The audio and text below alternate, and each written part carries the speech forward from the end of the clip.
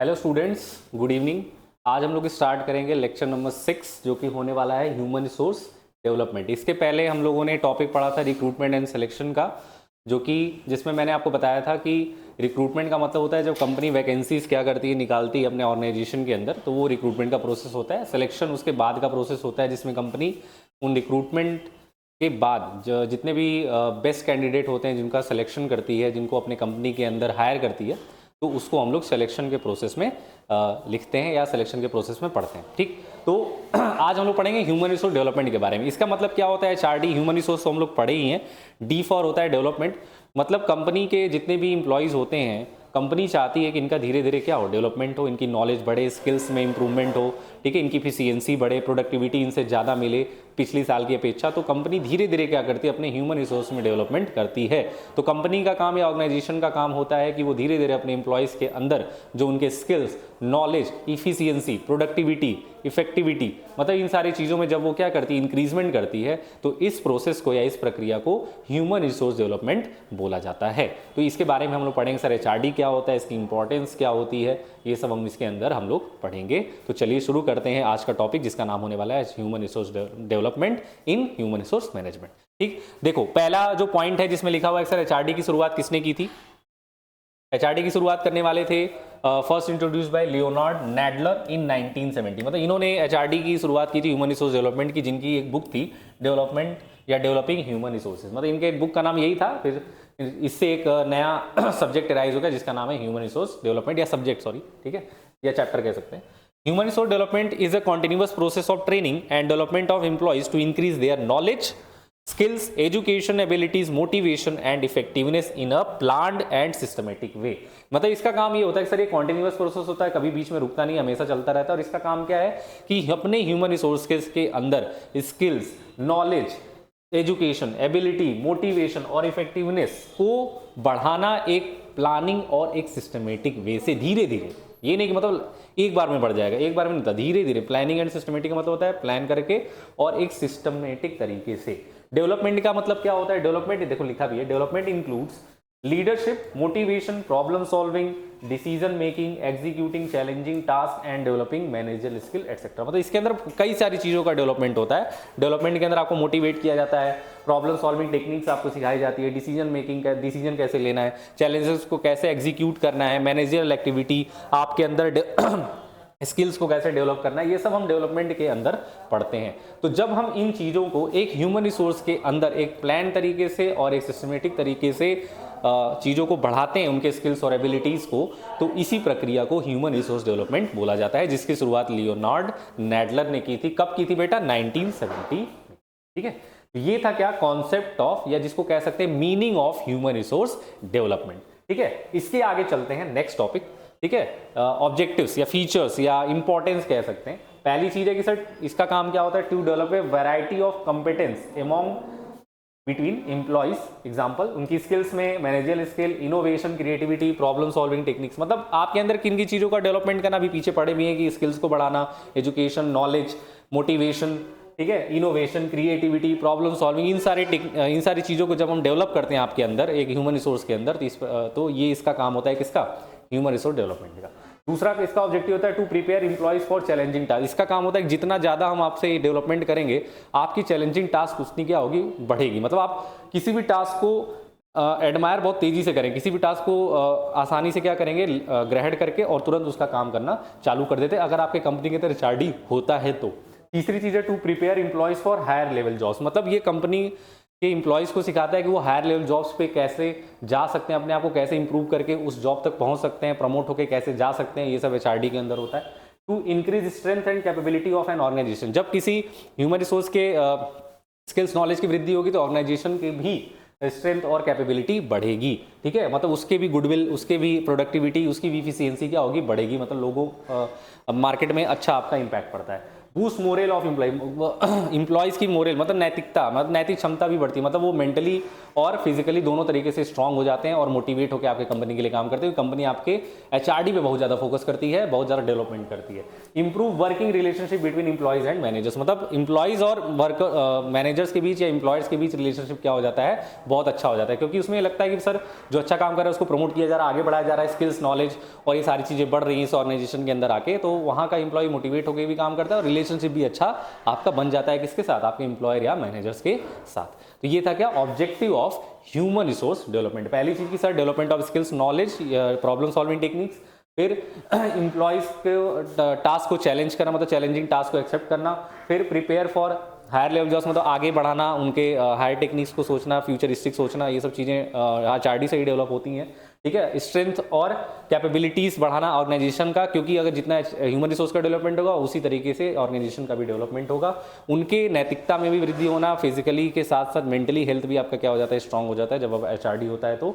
और उनकी working relationship जो है वो अपने मालिक के साथ या अपने ओनर के साथ क्या हो जाती है, स्ट्रांग हो जाती है एचआरडी अगर आपके ऑर्गेनाइजेशन के अंदर अच्छे से हो रहा होता है तो। ठीक है, फिर उसके बाद नेक्स्ट चलते हैं जिसका नाम है फीचर्स ऑफ एचआरडी, मतलब वो तो ऑब्जेक्टिव, मतलब क्या उद्देश्य है उसके।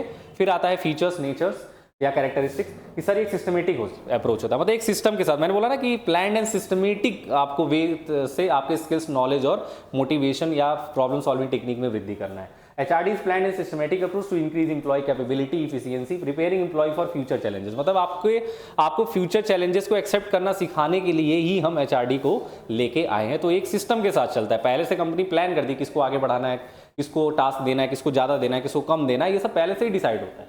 उसके बाद सर एक कॉन्टिन्यूअस प्रोसेस होता है, कभी बंद नहीं होता है, HRD कभी बंद नहीं होती, किसी न किसी का डेवलपमेंट होता है, प्रमोशन, ट्रांसफर, डिमोशन, ये सारी चीज़ें HRD में होती ही रहती हैं और ये मैनेजमेंट एक्टिविटी का मेन काम होता है। ठीक है, उसके बाद परवेशी होता है, मतलब ऑल लेवल ऑफ मैनेजमेंट में लागू होता है, चाहे टॉप लेवल हो, चाहे मिडिल लेवल हो, चाहे आपका लोअर लेवल हो, हर जगह आपका HRD का प्रोसेस लागू होता है। मतलब ये कह सकते हैं ऑल टाइप ऑफ इंडस्ट्रीज, मतलब किसी भी तरीके की इंडस्ट्री होगी, किसी भी तरीके का मैनेजमेंट अगर आप यहाँ काम कर रहा होगा तो वहाँ पे ये HRD का प्रोसेस लागू हो जाता है।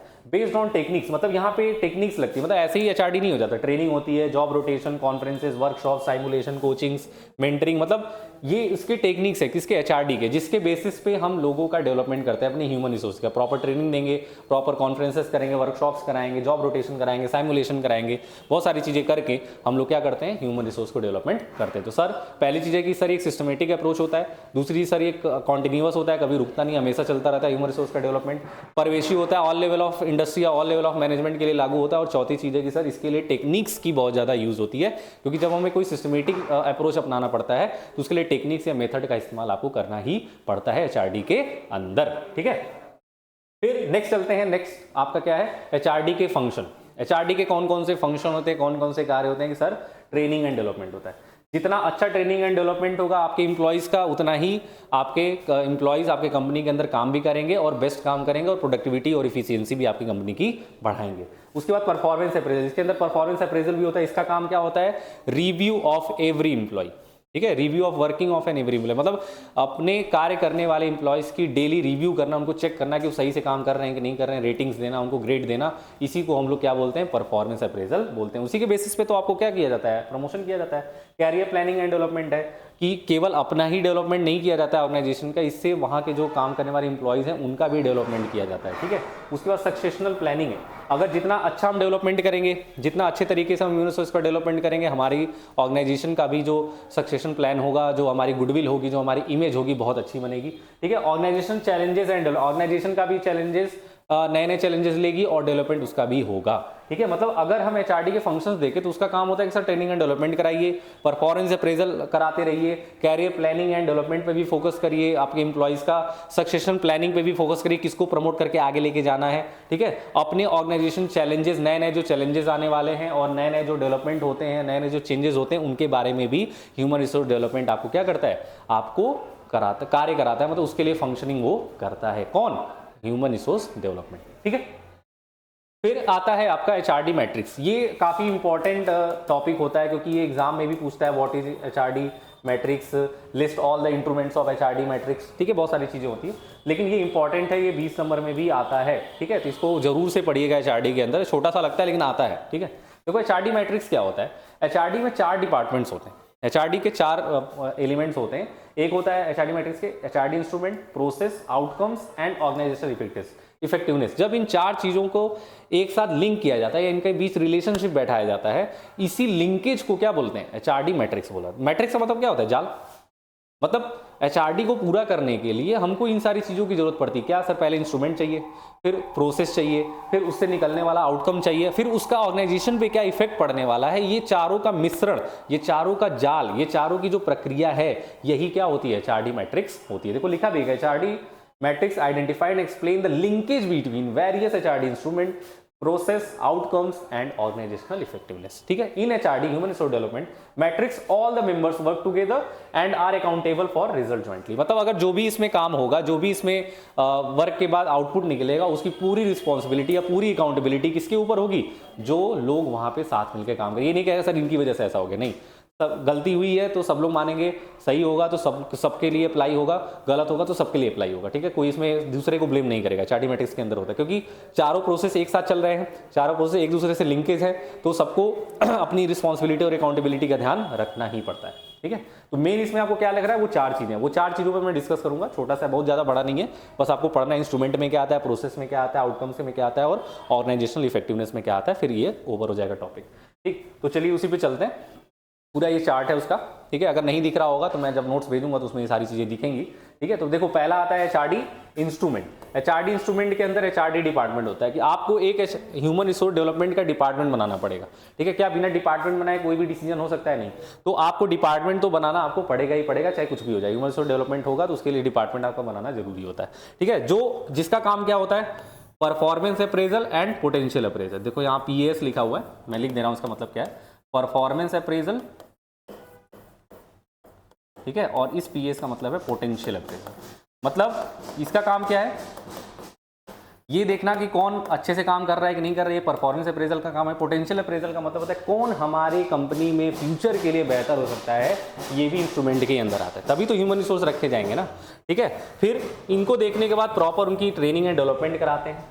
जो अच्छा होगा या जिसको हम लगेगा कि हम इसको ट्रांसफर कर सकते हैं, उनका जॉब रोटेट करके उनको अच्छे तरीके से सिखा सकते हैं उनको, तो जॉब रोटेट करते हैं। ठीक है, ऑर्गेनाइजेशनल डेवलपमेंट एक्सरसाइज, जब आपको लगता है कि बीच बीच में ऑर्गेनाइजेशनल डेवलपमेंट कुछ चेंज करके हम लोग ह्यूमन रिसोर्स डेवलपमेंट कर सकते हैं, तो वो भी हम लोग इसके अंदर करते हैं। फिर job enrichment, job enlargement and assessment centre. मतलब इनरीचमेंट मतलब आपको उस तरीके वहां तक पहुंचाया जाता है। इनलार्जमेंट का मतलब आपको एक बड़ी जॉब दे दी जाती है। ठीक है, असेसमेंट सेंटर का मतलब एक असेसमेंट सेंटर बना दिया जाता है जहां पे अपने ह्यूमन रिसोर्स को भेजा जाता है और वहां पे उनका काम होता है उनको ट्रेनिंग देकर डेवलपमेंट करना।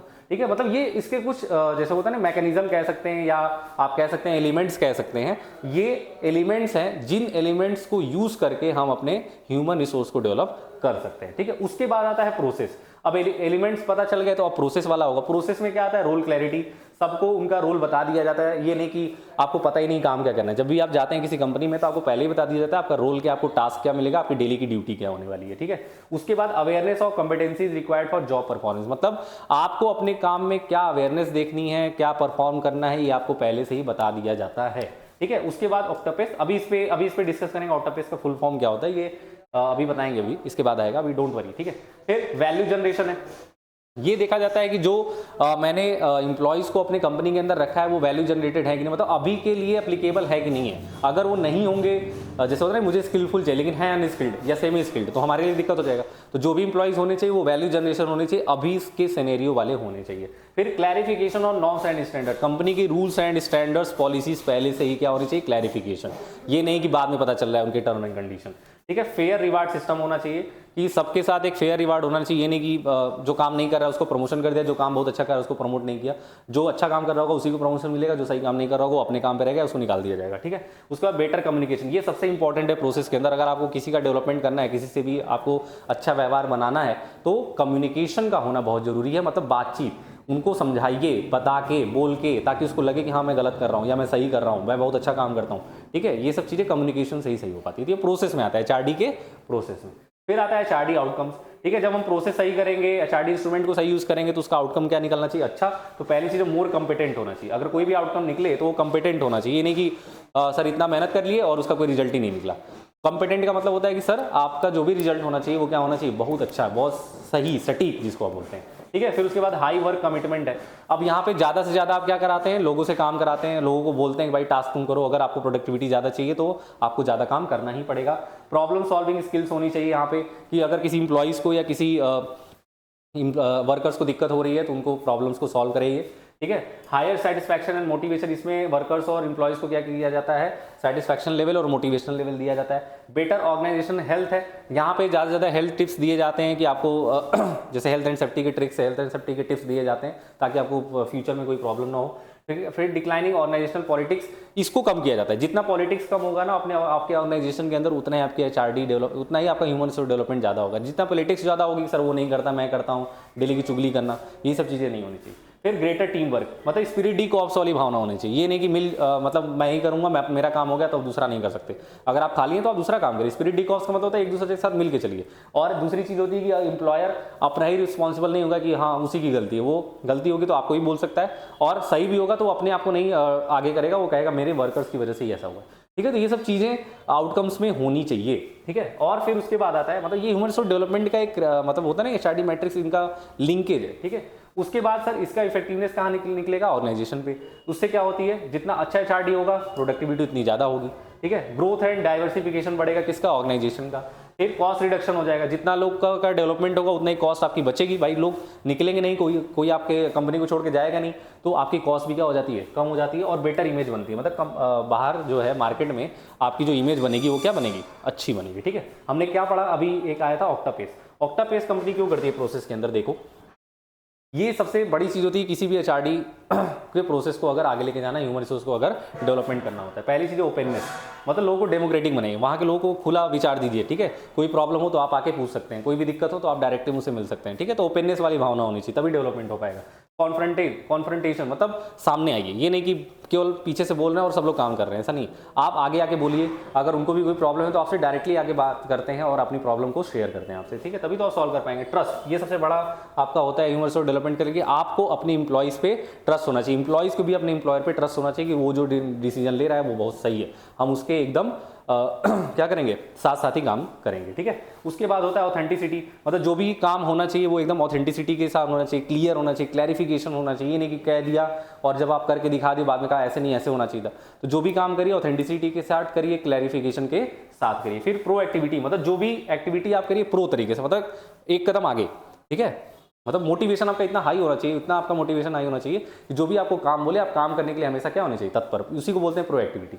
फिर आता है ऑटोनॉमी। ऑटोनॉमी का मतलब होता है कंट्रोल, जितने भी इंप्लॉइज हैं, जितने भी वर्कर्स हैं, उनके ऊपर आपका कंट्रोल होना चाहिए, नहीं तो दिक्कत हो जाएगा। अगर वो कंट्रोल से बाहर चले गए, आपकी बात नहीं मान रहे हैं तो आपको दिक्कत हो जाएगा। फिर कोलैबोरेशन, कोलैबोरेशन का मतलब होता है मिलजुल के चलना, जो भी आप काम करिए, जो भी आप डिसीजन लीजिए, जो भी आप मतलब काम बताइए वो मिलजुल के करिए, मतलब अपने सहयोग के साथ। तो कोलैबोरेशन से भी एचआरडी का डेवलपमेंट होता है, ठीक है। फिर उसके बाद आता है एक्सपेरिमेंटेशन, कुछ भी अगर नया करना हो, कुछ भी नई चीज़ें अगर करते हैं, अगर आप अपने कंपनी के अंदर कुछ भी नई चीज़ें लाते हैं तो इससे भी आपको ह्यूमन रिसोर्स डेवलपमेंट होता है। मतलब ये सब प्रोसेसेस है कि लोगों को डेमोक्रेटिक रखिए, ओपन की भावना रखिए, ठीक है, कन्फ्रंट करके रखिए, सामने आइए, कम्युनिकेट करिए, उनके ऊपर ट्रस्ट रखिए, ठीक है, ऑथेंटिसिटी के साथ काम करिए, ठीक है, प्रो एक्टिविटी हमेशा करिए, मतलब लोग आपके एकदम काम करने वाले होने चाहिए, कंट्रोल आपका उनके ऊपर होना चाहिए, हमेशा मिलजुल के काम करिए, कोलैब होके। और फिर आपका एक्सपेरिमेंटेशन, हमेशा जब भी कुछ नई एक्टिविटी, कुछ नई चीज़ें, रूल लागू करेंगे तभी तो लोग डेवलपमेंट करेंगे ना अपने अंदर। हमेशा पुरानी ढर्रे पे चलेंगे, रूढ़िवादिता वाली परंपरा पे चलेंगे तो आप क्या हो जाएंगे, पीछे हो जाएंगे, ठीक है।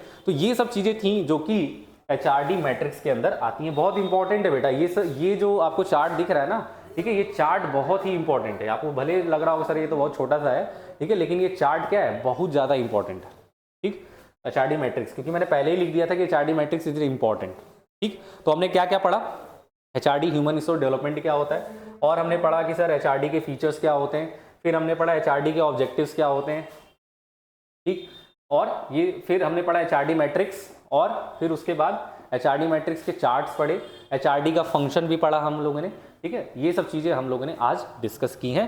तो आई होप कि आपको ये चीज़ें समझ में आई होंगी, ये टॉपिक आपको बहुत अच्छे से समझ में आया होगा। तो अब ये इस क्लास को हम क्या करते हैं, एंड अप करते हैं। अब मिलते हैं आपको नेक्स्ट क्लास में, जो कि चैप्टर जो भी होगा मैं बताऊंगा, मतलब वो जो टॉपिक शुरू होता है तो मैं आपको डिस्कस कराता हूँ, वैसे ट्रेनिंग एंड डेवलपमेंट ही होना चाहिए, तो वही चैप्टर होगा, तो डिस्कस करेंगे नेक्स्ट क्लास में। तो अभी के लिए इतना ही रखते हैं, थैंक यू।